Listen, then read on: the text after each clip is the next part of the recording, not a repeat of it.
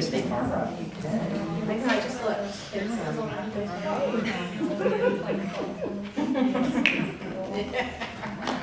I would have loved to know.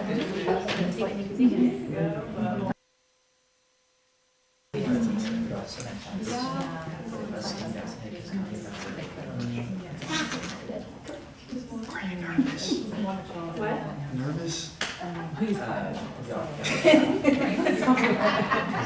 But yeah, 14.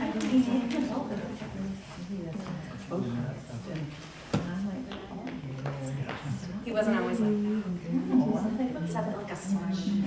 Yeah, it's just like looking at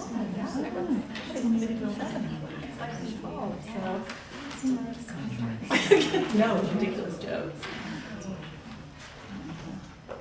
My coworkers are seeing right.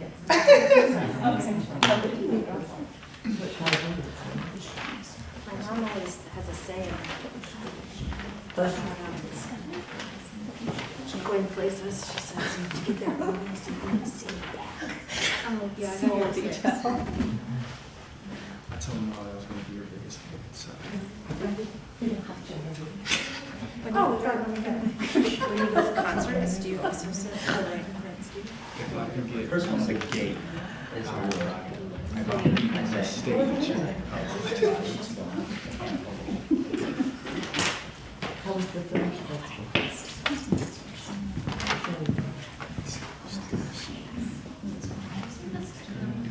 Oh, yeah. The original? I didn't want to check it out. I'll leave you to eat this one. It's classic.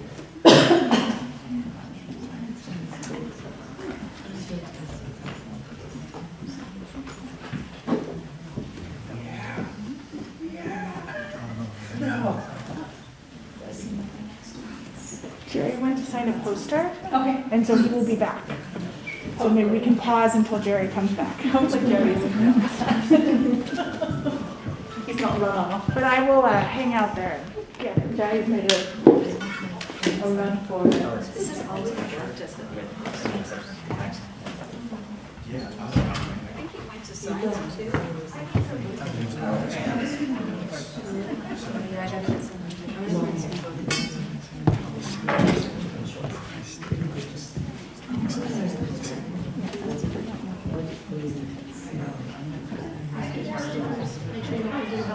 Sticks. Oh, then Yes.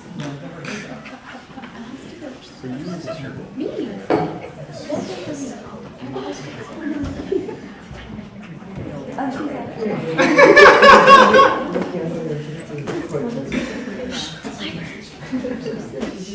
That's gonna be fun. Take lots of pictures for Tom. they were all sitting down.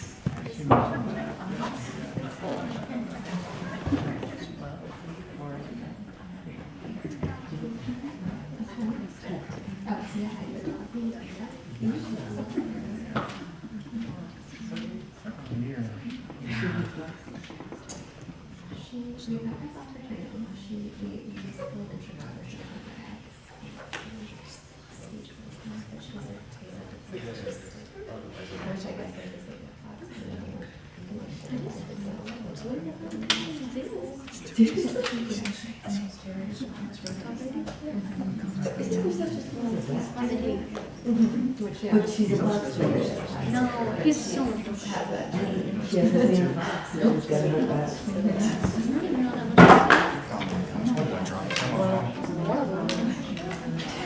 I know his wife is mad at him now. Yeah, see, I mean, not more, but is it always small enough? I can straight my eyes and it almost looks like a cat. Yeah.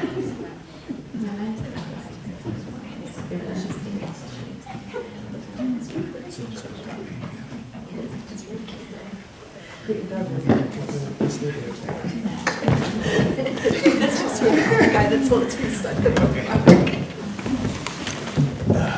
Welcome everybody, I think we're going to get started.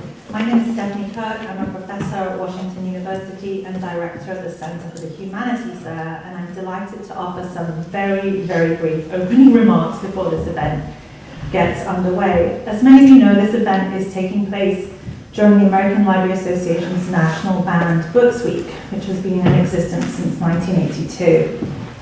Sadly, the number of book bans in U.S. schools and libraries in Kearney, Missouri has more than doubled from last year, according to the latest tally that the American Library Association has put out.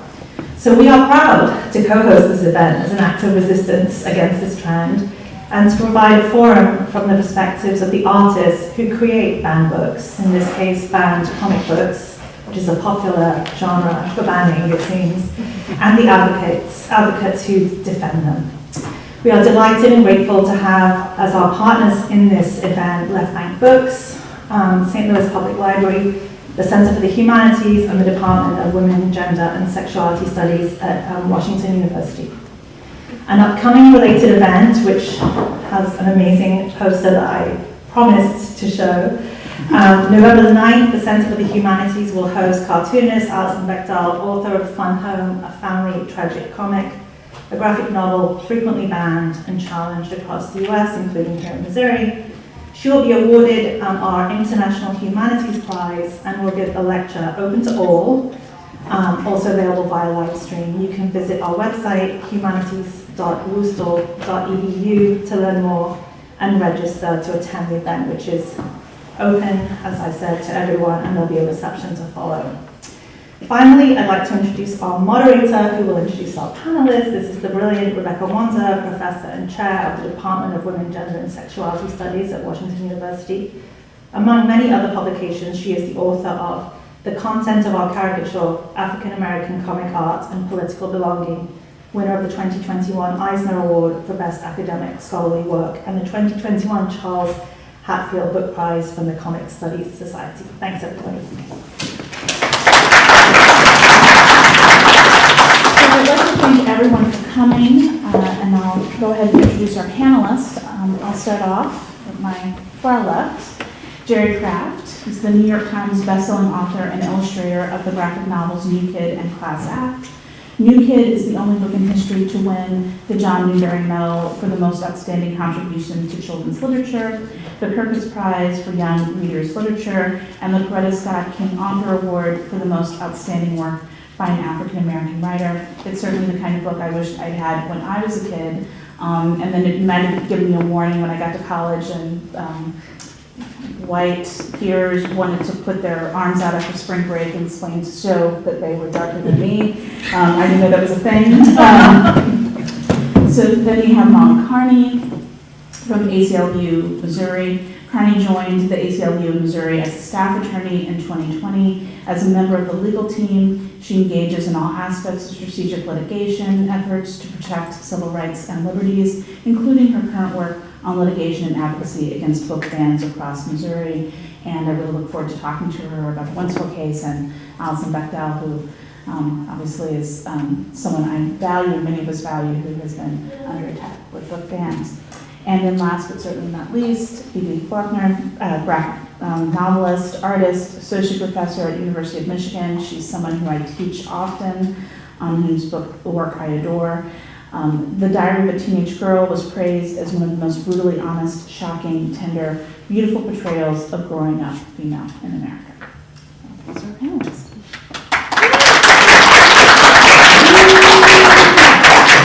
So I'd like to start off by asking Jerry and Phoebe to talk a little bit about their work and why, and I don't, do you prefer the term artist, cartoonist, graphic novelist? I'm always curious what you prefer, do they care? No, I don't. Okay. Cartoonist is fine, Mm-hmm. yeah. Okay. And what you hoped people would come away from after reading your work? You know, it's so funny that it's been, the banning is just the opposite of what I thought. I remember years ago, I did a radio show with Art Spiegelman, Mark Allen Stamati, and Stan Mack. and they were talking about how their editors were always like, hey, come on, tone it down, tone it down. And my editors back in the day were always like, hey, can you spice it up? You know, like, nobody wants this like wholesome black family thing, because when I was doing my Mama's Boys comic strip, they used to always say that it was nothing happened. I'm like, I don't want anything to happen. I want it to be, you know, like Blondie and Peanuts and, you know. And so Stan Mack actually did a real life funny on me about that, where they're like, can you use the F word? Can you use this? And I'm like, that is not what I do. So to now, you know, 30 years later, doing MSNBC Joy Reid with Art Spiegelman as two of the most banned book guys, I'm like, wait a minute, this was, like, how did it even happen? You know, because when I did New Kid, I didn't want anything catastrophic to happen. I didn't want that, you know, how we're used to, like, something bad happening, you know, to like a black character in the book. And so I did, you know, a mom and a dad and a grandfather. It's this African-American kid who goes to private school, and there's humor, and there's family, and there's friends around his block. And I have been stunned because I have gotten more press for being banned than I did for winning the Newbery, which is kind of sad. Yeah. And I would say I really love the part in your book where you compare the books that white children get to have a white protagonist, where it's like the fantasy and they're happy, and then like the very serious in the street covers for black kids. The white kid, the librarian says, oh, you know, for you, Liam, here's the magic of the magical Magicon, the magical adventure. And for you, Drew, is the mean streets of South Uptown, a gritty urban portrayal of the grit of today's urban grittiness. And I'm like, can I not have grit, please? Like, you know, with my eggs, okay, but I don't want grits in my book all the time. So I really tried hard not to do that, and I'm still astounded on these panels. Did a panel with Angie Thomas yesterday. It's like, New Kid and the hate you give. I'm like, but here we are. Phoebe? Could you repeat the question? So what were you hoping people would get from your work, or do you hope that people get from your work when they read it? Well, I guess my aim with my work is to find an emotional truth in things that I experienced or others have experienced. And so by doing that, I'm hoping that there will be people who that truth will speak to. And the times my books have been either held up at customs or outright banned in certain places, it always felt that the fact that there were pictures along with the writing had a lot to do with it. And the pictures were taken out of context from the whole book, and the meaning was lost. They were just pointing at one aspect of it and not understanding what it meant in the context of the whole book. But I guess, so I don't know if I can explain. But anyway, but I'm one of those authors, and you are probably too, who think in words and pictures. If I write, it's like I'll need to have a picture, at least occasionally. There's always this need for this punctuation of something visual. And the visual always has a different, you read it differently. You read it either more quickly or you sink in it more deeply. And so it's different than reading the written word. And so what I do, it always has to have words and pictures. Did I answer? You did. You did. And one thing I think is so important, and why I always find it useful to teach, is to think about, as we've talked in other contexts, what are the contexts in which child sexual abuse is represented, or what are ways that people can get at the trauma of children. And this is something that young people experience, and people reflecting back on their experience. And so I guess it's always a struggle to me to think about what it means to say that this is a horrible trauma experience that people have, and yet there are people who say that it should never be represented so that people can talk about it.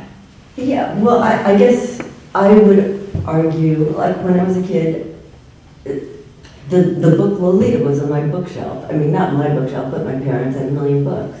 That was one of the books. And I remember looking at it, not being old enough to read it, not being interested, and I read it a little bit later when I was a teenager, and it infuriated me. Because it was all about this Humbert, and Lolita was kind of devoid of personality to a certain extent. And my experiences, unfortunately, as a teenager were similar to what was going on there. And it just filled me with this anger. And I thought, well, I need to tell this story because Lolita certainly was somebody. My character is somebody, and you know, fuck Humbert, you know, this other side needs to be told. And so if it seems like, you know, to express the reality of child sexual abuse or taking advantage of teenagers, whatever you're doing, if that doesn't seem okay, if you're really reflecting actual experience, why is that worse than describing the fantasies of someone who's inflicting that abuse? And I don't know. I think showing the actual abuse, showing the experience of people who do suffer from whatever they're suffering from, is somehow more offensive, it seems, than showing the mind of the perpetrator. So one thing, and you started to talk about this, but it's been really interesting to see the framing that people use, right? So for New Kid, I saw Marxism. Yeah. Maybe talks about class, you know, so there's class, and there's rich people, maybe, it's not even very critical, but rich people, but like, you know, rich people can be nice too. Like, and then critical race theory, of course. So I don't know, I mean, one of the challenges with the critical race theory framings is so many people who talk about it have absolutely no idea of the actual context of, or what it is. But could you talk a little bit about what the experience was to how people frame your work in such a very odd way? It's so funny. I always wanted to be on a panel with someone who was, you know, saying that, or you know, like, oh, it's Marxist. I'm like, okay, is that Groucho or Harpo? Yeah, they did it. Sorry. For the Marxist isn't that. So down there in the room now. We're gonna silence him. Because I don't think that they, you know, you get these catchphrases and people just go crazy with them. And it's like Marxism. So like, I like that some of the libraries and schools now, they make you fill out the questionnaire, you know, and it should be like, have you read this book? You know, have you read any book? You know, and then what specifically don't like, can you cite a page number and what don't you like? And a lot of libraries that do that now, there's like just a drop off on the amount of people that are questioned because they just hear this, you know, like now the thing that just infuriates critical race theory. And when I was told that, my first thought was, hey Siri, what's critical race theory? You know what I mean? So in New Kid, I have a scene.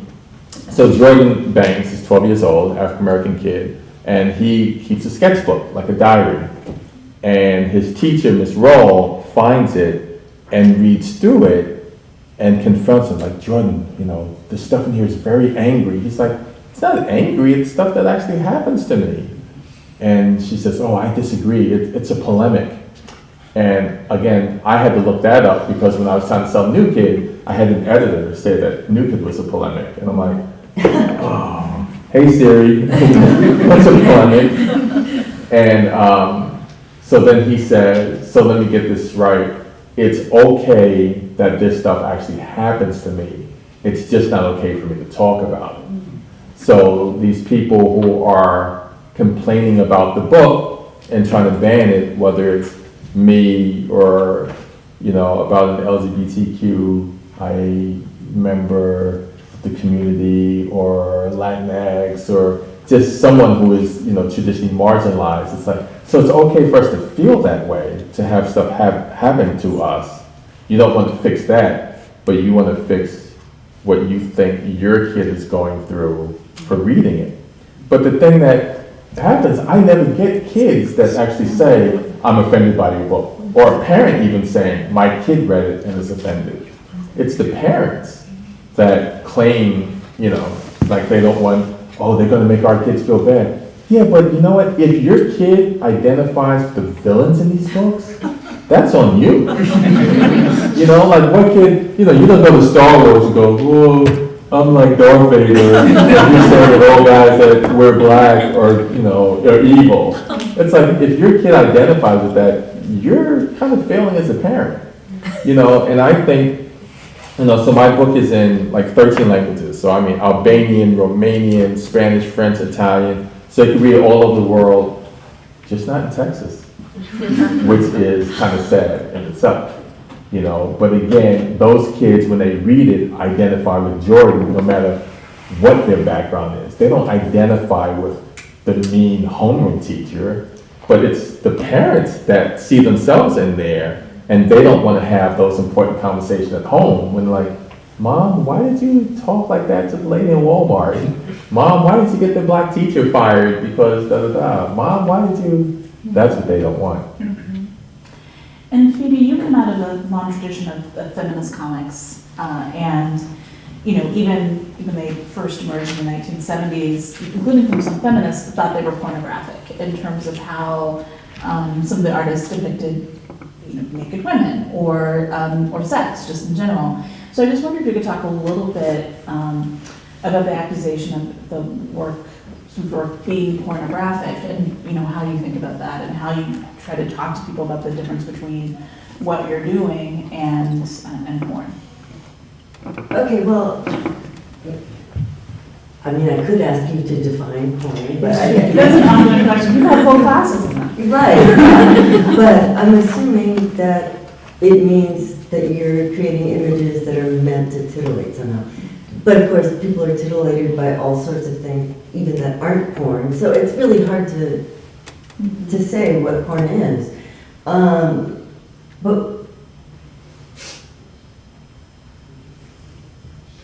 look, we all have bodies. It's like my graduate degree is in biomedical communications. Because always, I did comics since I was a kid, but they were always more emotional than they were like slapstick humor. I was always in my fucking head. And at some point, I felt like I need to see what's inside my body. I need to understand. I'm very aware of emotions and other people's emotions, but I want to know what's inside. And there's something, in a way, almost pornographic about, being so aware. I mean, the point when you say, you want to go watch surgery or you want to go to the morgue, I mean, it's like this awareness of the body, which then if you create art out of those experiences, it becomes very shocking to people who are not thinking the same way or looking at the same things. But I mean, you're not doing it intending to shock, but it's just the nature of how we insulate ourselves from the reality of our, our own kind of existence, which, can be gross or frightening. And, you look at a body, you see surgery, then you also think of death and all these things that we don't want to think about. So what is pornographic? I'm not sure, but when I show sexual acts in my work, it's more because it's a very important part of the narrative. Mm-hmm. And to not show it would seem disingenuous because it's part of the experience of this character. Mm-hmm. And you could describe it in words, and it probably wouldn't be, people wouldn't be so reactive when they read those, but images are powerful, they can be powerful, and consumed quickly, and out of context. So, I don't know if I answered. You do. Okay. So, Molly, I wonder if you could then give some context about the Wentzville case, how you've, just for people who may not know the history of it, and so how you came to sort of be someone who's an advocate for comics. Sure. So in Missouri, as in many places across the U.S., there are absolutely unprecedented campaigns to ban books in schools right now. The numbers are way up in the past couple of years, and when you start looking at the titles, there are books that are by and featuring authors of color, authors who are not straight. They feature themes that may have to do with sexuality, gender, race, although they're also just books about people's lives.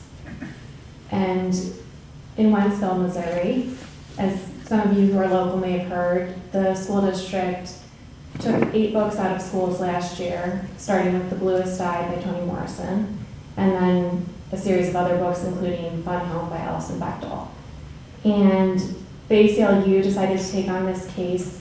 We represent 2 students in the school district, as well as the NAACP, Missouri and St. Charles County chapters, on behalf of their members. And we are doing this on the basis of students having the First Amendment right to access ideas and information.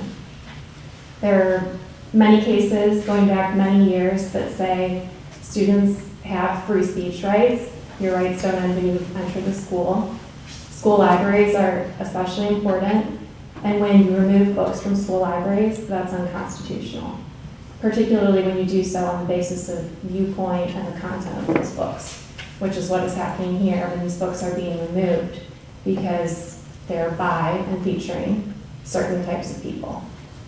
And there are very harmful effects of this. There are stigmatic and chilling effects that are violations of rights, as well as just the bigger policy issues, which is students can't read, they can't learn about their own experiences, they can't see them reflected in the books, and they can't learn about the experiences of others. And when we brought the student law in Wentzville, we did it both because they had removed these books and also because they have a policy of automatically removing books upon challenge. So someone who has not read the book, someone who has no connection to the school, can just submit a form and say, I want this book removed. They don't have to even say they've read this book. They can look at the cover or look at the list that they got it from and just say, we're going to remove it. And then the school can take an indefinite amount of time, which they had done in this case, to review this book with the committee that they form. After our lawsuit, the Wentzville School District did return 7 of the books to shelves, starting with The Bluest Eye. Fun Home is the only one that is still out. They've permanently banned it from the schools. And they are doing that based on one page in the book that shows the sex act, not based on the entirety of the book. And I may mention later that's worsened now because we also have a new law in Missouri that purports to criminalize sexually explicit material. So that's what's going on in Wentzville, but we asked the court for what's called preliminary injunction. So at the trial court level where we are, we said, we need these books returned to shelves, and we also need you to stop this policy of removing books automatically upon challenge. And the district judge in this case said, there is no harm here. There's no First Amendment violation. This is not a case about banning books. He said that. He said that students are not harmed because they can go to the library. They can get a book online. No one is harmed by this. They've got access. Completely missing the point that there might be a student who is not safe in their own household, who doesn't have Amazon, who maybe can't go to the public library. And the stigmatic effects of students who are not exposed to these ideas or who are told that these ideas are wrong.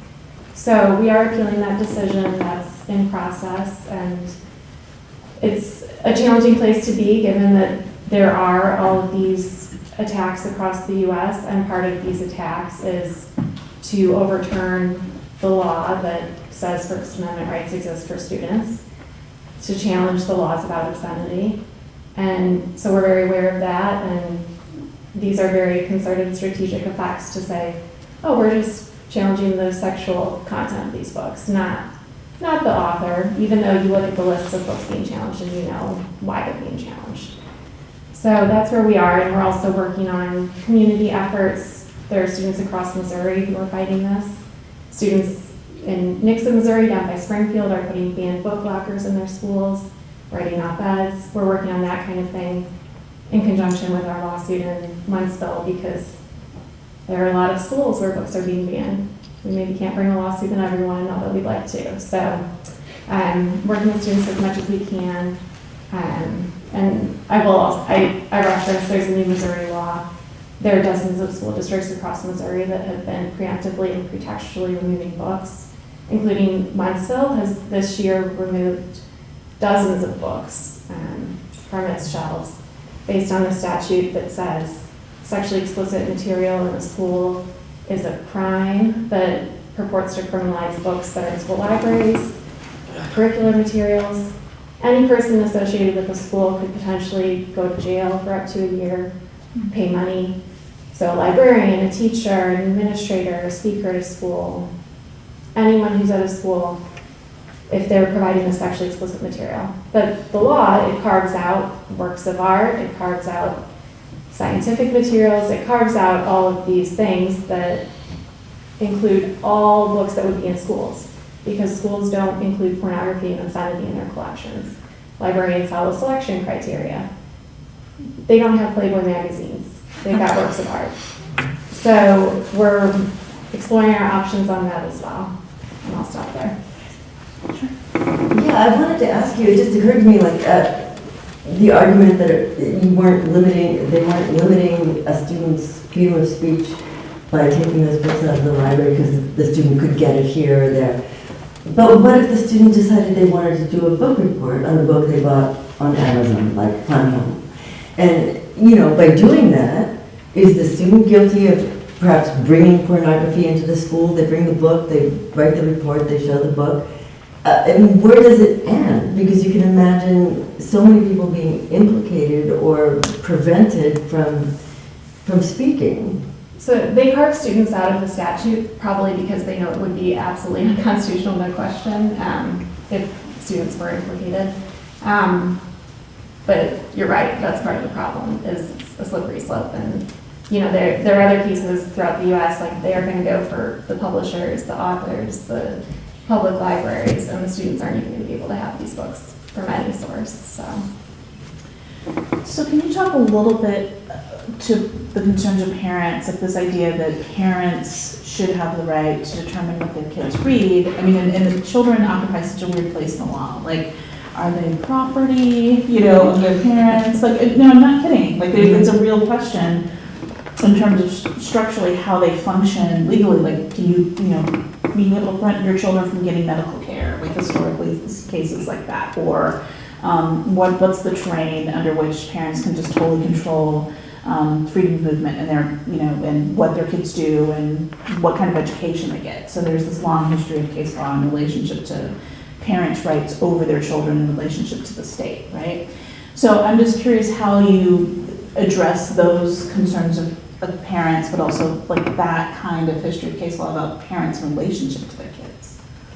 Well, I think there's a distinction between the parent of their own child and the parent of someone else's child. Mm-hmm. And these book banners, it's one very vocal parent is challenging all these books, and all of a sudden all the students in the school don't have access. So they're making decisions for other parents then. Mm-hmm. That's not something that's within their legal rights. Mm-hmm.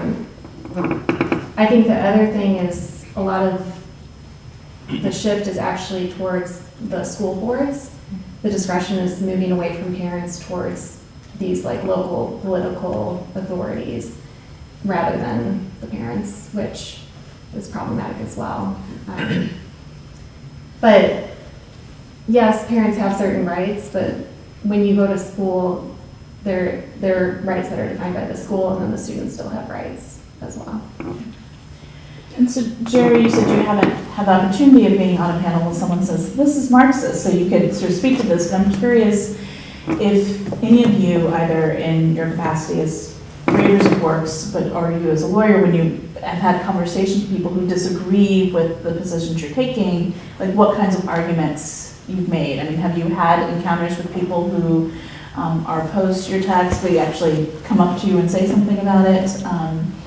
And what your responses are in relationship to these critiques? I had a woman send me an email that was like a thesis paper. I mean, she went page by page and was like, on this page, you made it seem like all white people are rich. And on this page, you made it seem like all of that. And I was like, man, I hated to read as a kid because all the books made it seem like all black people were poor, you know, or enslaved, or like, do you think I had fun reading Huckleberry Finn as a kid? And she goes, well, two wrongs don't make a right. I'm like, yeah, of course, because if I'm the one that's always wrong, of course that's your argument. But it's not black versus white, because in New Kids, some of the harshest things sometimes happen between the black kids. So it wasn't a black versus white thing. It's someone like myself or my sons of how they deal with race at a certain age, like at 12 or 13 years old, living in Harlem or Washington Heights, going to school in Riverdale. So yes, you have white kids that might, you know, think that they can all play basketball, they can all do this or all do that. But then you have black kids like, oh, why do you speak like that? Oh, you think you're all this, or, you know, that. So there's a lot of those kind of things, like, oh, you think you're too good for us now. So it's a whole slice of life, but they don't see any of that. They're just picking like their arguments. And I want to say that I just realized recently that some people, one of the problems is that they think that the term graphic novel means it's a novel that is graphic. That's why people should say comics. Yeah. Yeah, so I'm going to start on just big old comic books. No, but that's real. Like I said, well, it's a graphic novel means that it's sexually graphic or violent, but that's a real thing. And I heard that and I was like, so critical race theory, graphic novel, you know, like they're up there, you know what I mean? And so yeah, I'll probably just call them big old comics, you know. And it's so weird that, again, in the book riot, one week they had New Kid listed as one of the most 30 influential children's books of all time, which is amazing. And the next week, when most banned comic books of, you know, the 2000s. So I'm like, wow. So, you know, it's up and it's down, it's up and it's down. But I rarely hear an intelligent conversation where someone's like, hey, well, in this scene, every once in a while, like, what did you mean by this? And I'll explain it, like, oh, okay. And I love that, you know? And I always kind of like that. Like, I talk in analogies a lot of times, and it's like, you know, if you are writing a book on what it was like for you being a woman in the workplace, and you might cite examples. I've been paid less, I've been, you know, passed over for promotions in favor of my male counterparts. I'm not gonna go, that's feminism, you know, because when people do that, they point the finger, they're kind of discounting what you have done, you know. And a lot of the books, you know, if you take like a Ruby Bridges, you know, it's like a little girl that by herself went and she's got the police that are escorting her and this like major thing. And so those kids can go through that, but you're telling me that your kid can't read about it because your kid feels uncomfortable about reading something. You want to talk about uncomfortable, you know, like be that kid, you know. And that's what is just so outrageous about this. It's like, it's okay, you don't want to change what it's like to be, you know, a gay kid or a black kid or a Latinx kid, you know, or a transgender kid. You don't want to change how people treat them. You just want to change that, you know, just the silence so that we can't put those stories out there. Yeah. And I was thinking about, well, what is a book? What is a book? You know, a novel, graphic novel, or any kind of novel. It's like the author has created a world in which they hope to kind of invite you to enter and keep you there long enough to understand this world, to kind of get lost in it. And, you know, oftentimes books about people who are very different than you, even about a little Marxist child who, you know, whatever. So that's my next book. I mean, you don't have to be a Marxist child to understand that. I mean, books create empathy. Good books help us understand other people and see ourselves in those people. Not that we're going to adopt their ideas if we don't agree with them. We don't. But books create empathy and make you feel like a citizen of the world. And to limit anyone's ability to read a certain book, it's just shocking. It's just so, it feels like the end of civilization. I don't know. I was a student in Czechoslovakia when it was still Cutter's country, and I was like 21, and I went, and I was the only American there. There were, you know, it was before Prague was, no one was going into the Eastern Bloc countries. But I went, and I was studying there, and I went back for Christmas, and everyone wanted me to bring back the biography of Martina Navratilova. And she was a gay tennis star who had defected to the United States. And so I got 2 copies of the book, and I brought it back with me. And I had to put a fake cover on it.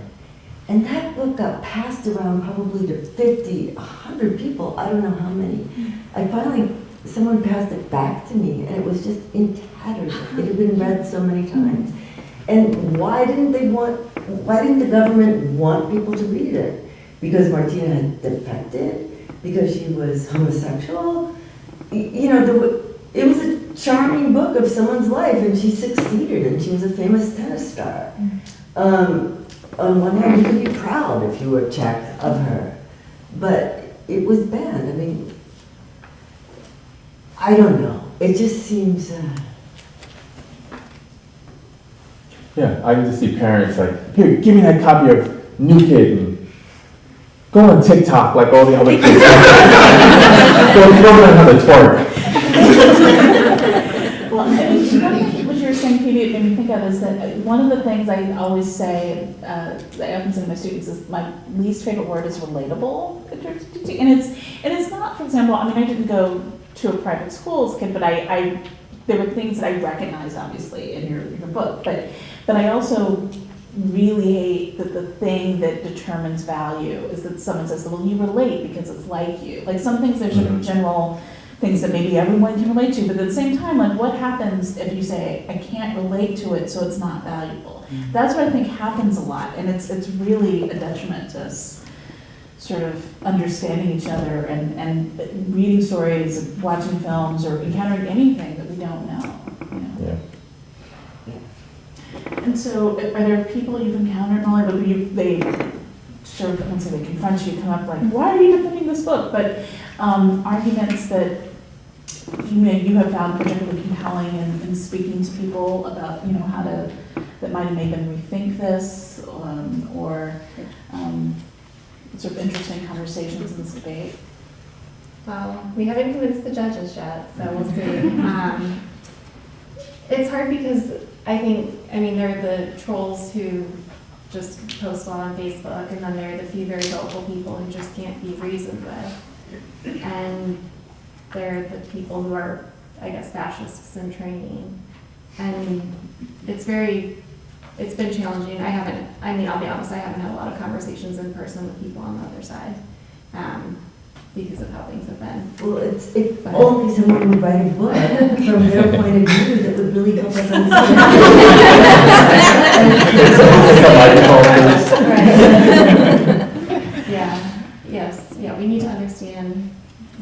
agitator's perspective, the fascist perspective, right? We probably do. I mean, but Yeah, no, it's,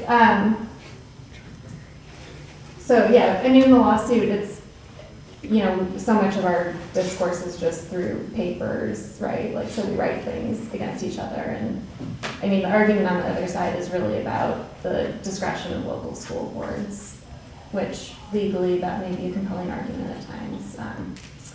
But it doesn't really come down to, it comes down to that, and then there's a little bit of, well, they're not racist, so it's fine. Because viewpoint discrimination is about the content, the viewpoints in the books. And so we have an uphill battle to show just that these people are racist or that they are motivated by the viewpoints, which is hard when they're not expressing that. Can you talk a little bit about the law in relation to sexual explicit material, and which I presume is thinking about obscenity, histories of obscenity and blocking obscenity? Because, you know, the Potter Stewart, I know when I see it, claim is obviously always been a problem. So I guess how do you address this idea that without context and people interpreting things, that they look at something and they're like, well, clearly, obviously, all of us agree that this is doing what it is and it's obscene. And this is something that no one should have access to, probably, but definitely not kids under 18 or kids under 16 or kids under 12 if they make any distinctions. Well, I mean, I think the most important legal test is you look at the work as a whole, which even the Missouri statute that's being used now to remove this book says if it as a whole is a work of art, you can't remove it. And you can't just look at one image, you can't just look at one piece, which is what's being done here. You have to look at the entire work. And I mean, to the idea that like these are books about people's lives, they're not just books about sex, they're not pornography. And I mean, there is, I think that part of the movement is maybe to challenge that definition and to create a different definition, but it doesn't exist yet. Do they have a definition of art? Yeah, that's a good question. No, yeah. But I mean, I will say in Wentzville, among the books that they have removed are books of paintings by classical artists. Really?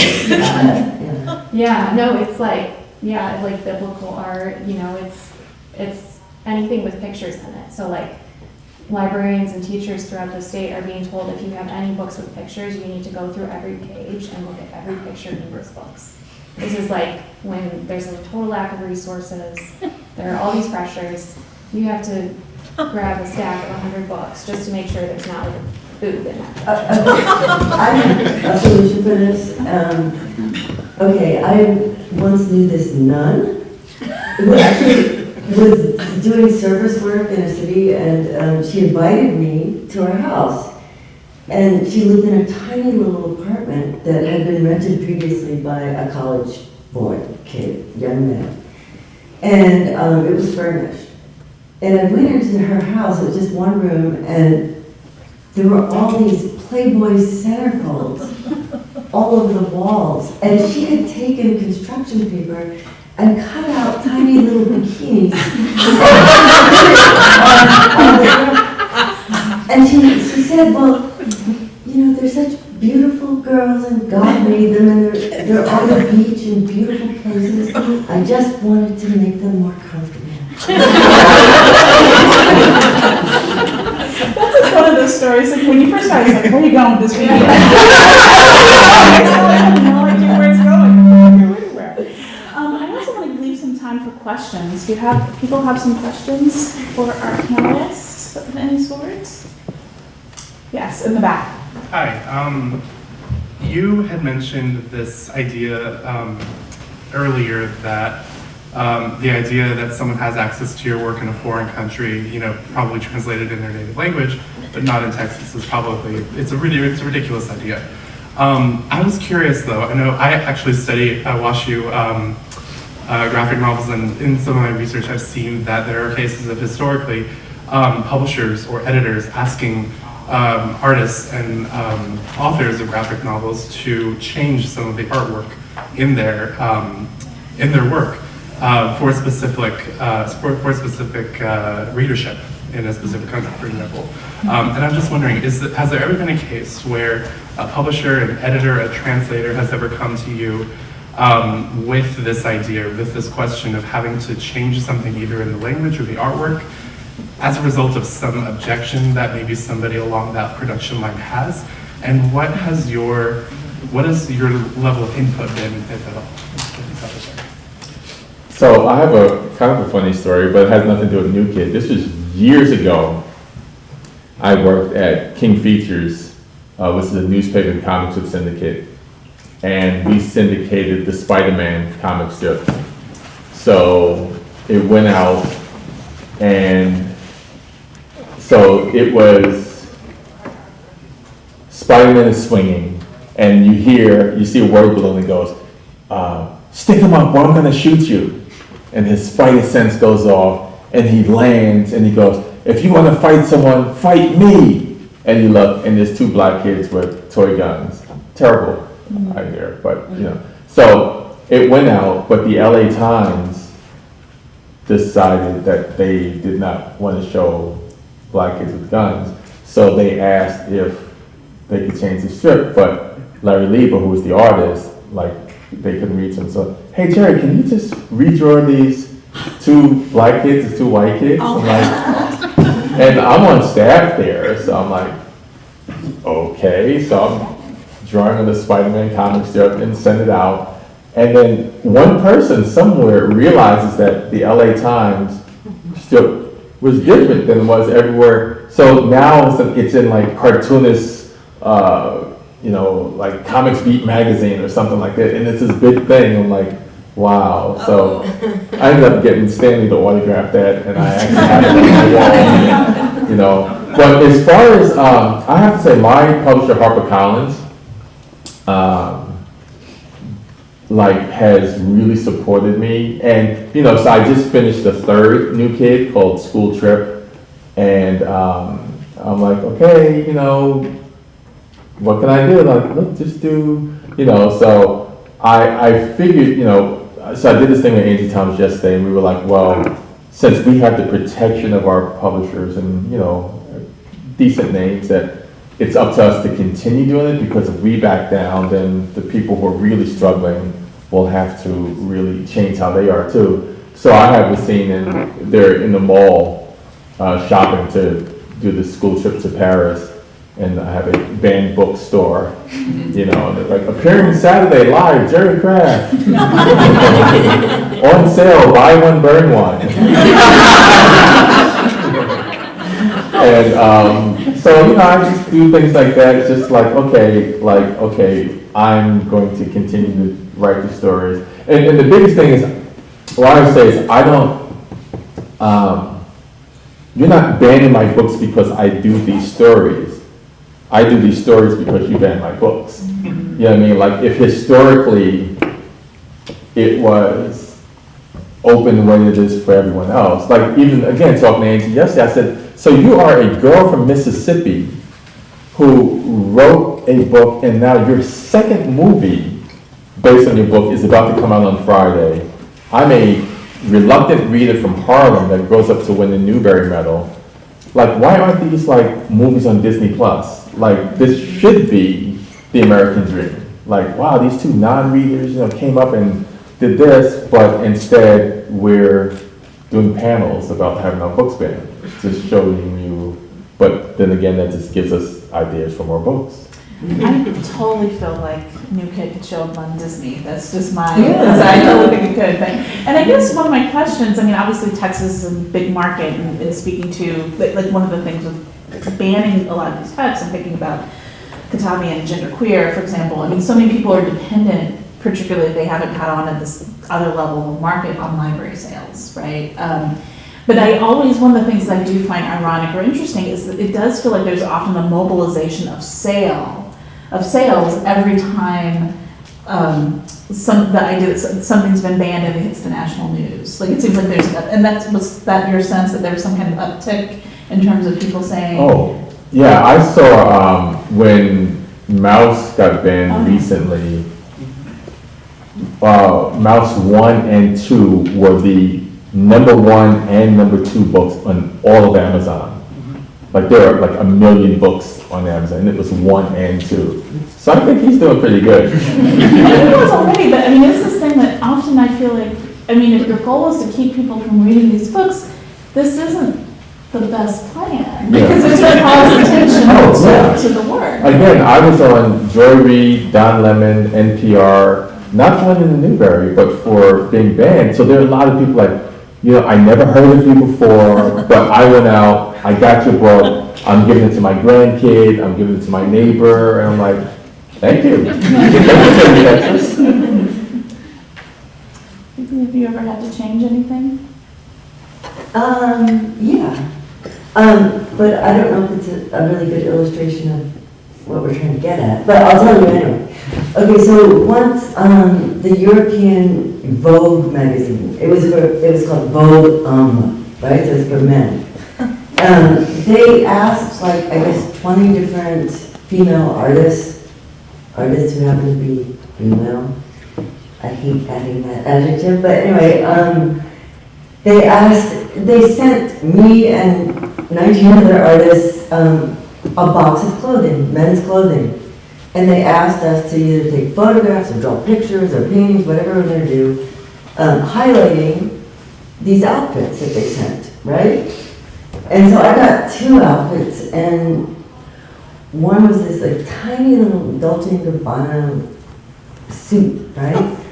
It was very cute, and since this was the European Vogue, I thought I'm going to draw something. This suit will be in Paris. And I'd been in Paris the year before, and I was like, I remember jogging through the Jardin de Luxembourg. And I was just jogging, minding my own business, and some guy jumps out of a bush and starts masturbating in front of me. And he's like, "Regardez-moi, mademoiselle." And I thought, I mean, at first I was startled, but he just kept saying, "Regardez-moi, regardez-moi." It was like this desperate need to be seen, and then I just walked away. So I drew this guy in the Jardin de Luxembourg with all these beautiful fountains in the back, and he was in this suit, and he was masturbating very clearly in a bush where 2 little schoolgirls were walking by. And he was saying, "Regardez-moi, mademoiselle." You know, and it just seemed very French to me.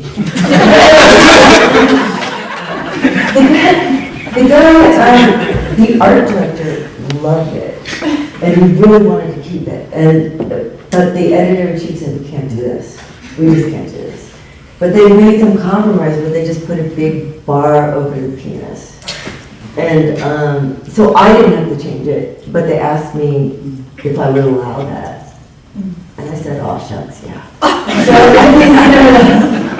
But, and then just one other thing, I'll say that my first book, A Child's Life, when it was printed, I mean, the publisher was in California, but the printing company was in Michigan, and the printing company refused to print it.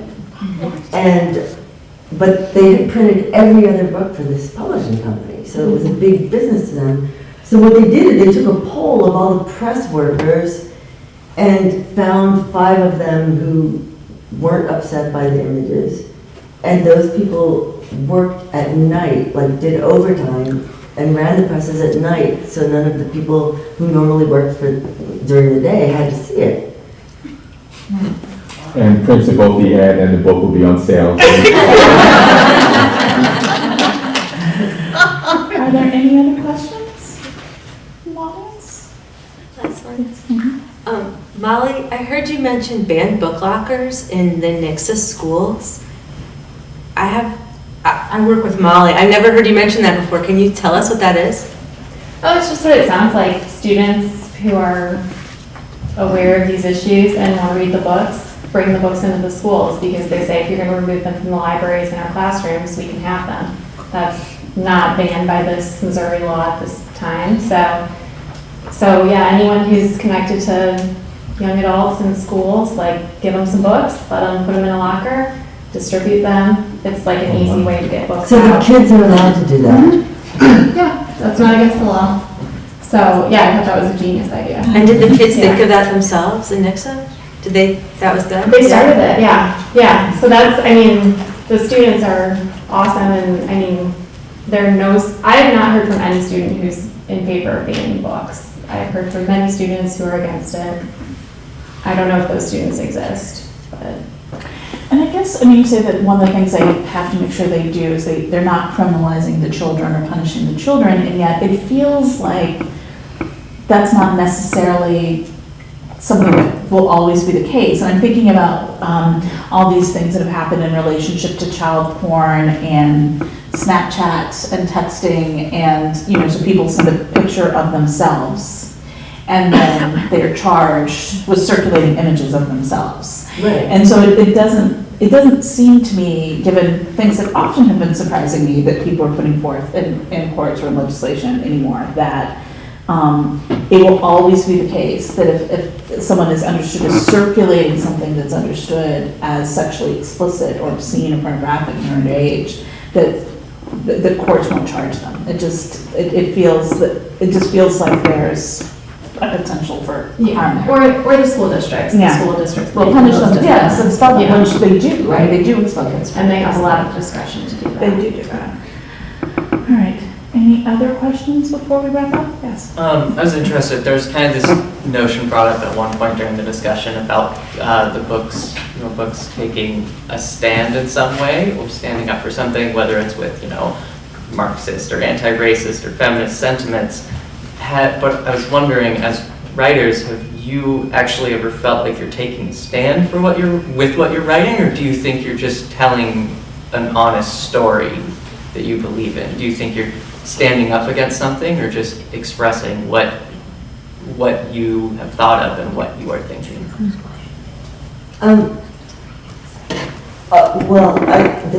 The second option. I mean, because it always feels like if you give yourself a job, an idea that you must express, it kind of stifles the work, and it's harder to be true, and it's harder to show different sides or be complicated.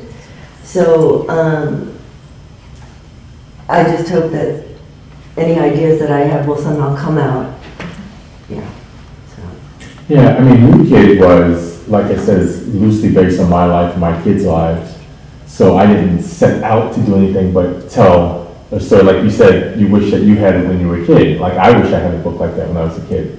Now, I've had ideas since then of specifically books I want to do that specifically target this. But, now when you asked about sales, when they banned the book in Katy, Texas, there was a store, Brown Sugar Books and Cafe, that then they did like a GoFundMe, and I guess they must have given out 300 copies, Wow.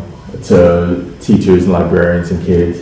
And then they invited my wife and I down a couple of months ago. We went down there. There were like 200 people in the bookstore, and they came up and they apologized, like, listen, this is not our community, and it was kind of weird because it was a real influx of love, and people brought their teachers and black and white and all, but then there still was that, with how society is today, it's like, you're up on stage, but you're still like, my wife was up in the staircase, like, looking like Hawkeye, watching everyone that came in, like, just in case, and that was the first time I've ever had that happen, But yeah, the support, it was one of the best book events at a bookstore that I've ever done, and in Katy, Texas, and as a result of everything that had happened. And it's such a good reminder that so many people don't want this banned book world that people are trying to put us in, despite the people who are. I feel worse for the teachers and the librarians and Yeah. principals who are losing their jobs. And threatened by Incarceration, incarceration, and it's horrible. But on that note, thank you so much to our panelists, and I'd like to remind everyone that there are books for sale that our artist will sign for you. So please buy a book for a friend. And please join me in thanking Alison Bectal.